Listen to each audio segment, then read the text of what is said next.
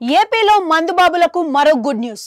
YS Jagan నేతృత్వంలోని YCP 2019లో ఆంధ్రప్రదేశ్లో ప్రభుత్వాన్ని ఏర్పాటు చేసిన వెంటనే దశల వారీగా మద్యం నిషేధాన్ని అమలు చేస్తామని చెప్పి కొత్త ఎగ్జైట్ పాలసీని ప్రకటించిన సంగతి తెలిసిందే.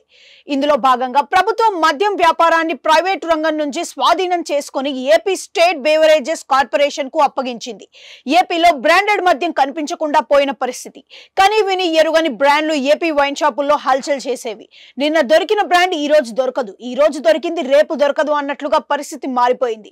ఇదే క్రమంలో కూలింగ్ లేని బీరులు, బీరుబాబులు కళ్ళు ఎరుపెక్కిపోయేవి. ఇలా ఊరు పేరు లేని రకరకాల బ్రాండ్లు రావడంతో వాటిపై తీవ్ర విమర్శలు వెలువెత్తాయి. ఈ రోజు జగన్ ఈ స్థాయిలో ఘోర ఓటమి పాలవ్వడానికి మద్యం పాలసీ కూడా బలమైన కారణమని చెబుతున్నారు. ఇందులో ప్రధానంగా డిజిటల్ చెల్లింపులకు అవకాశం, అనుమతి లేకపోవడం మరింత దారుణంగా మారిపోయింది. అవును, ఏపీలో వైసీపీ అధికారంలో ఉన్నంత కాలం క్రెడిట్ లేదా డెబిట్ కార్డులు, యూపీఐ ప్లాట్ఫామ్లకు ద్వారా ఎటువంటి చెల్లింపులు ఆమోదించకుండా కేవలం నగదు లావాదేవీలు మాత్రమే అనుమతించబడేవి ఆప్షన్ ఉండేది. ఈ వ్యవహారంపై ప్రతిపక్షాలు దుమ్మెత్తిపోశాయి.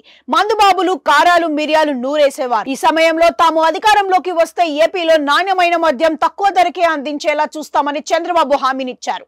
అన్నట్లుగానే ఇప్పటికే బ్రాండెడ్ లిక్కర్, బ్రాండెడ్ బీర్లు ఏపీలోకి ఎంటర్ అయిపోయాయని అంటున్నారు. ఇదే సమయంలో డిజిటల్ చెల్లింపులు కూడా స్టార్ట్ అయిపోయాయి.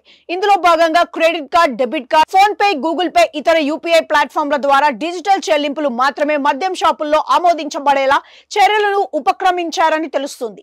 త్వరలో పూర్తిగా డిజిటల్ చెల్లింపులే ఉండే అవకాశం ఉందని, ఇక వైన్ షాప్ల ముందు నో క్యాష్ అనే బోర్డులు కనిపించబోతున్నాయని అంటున్నారు.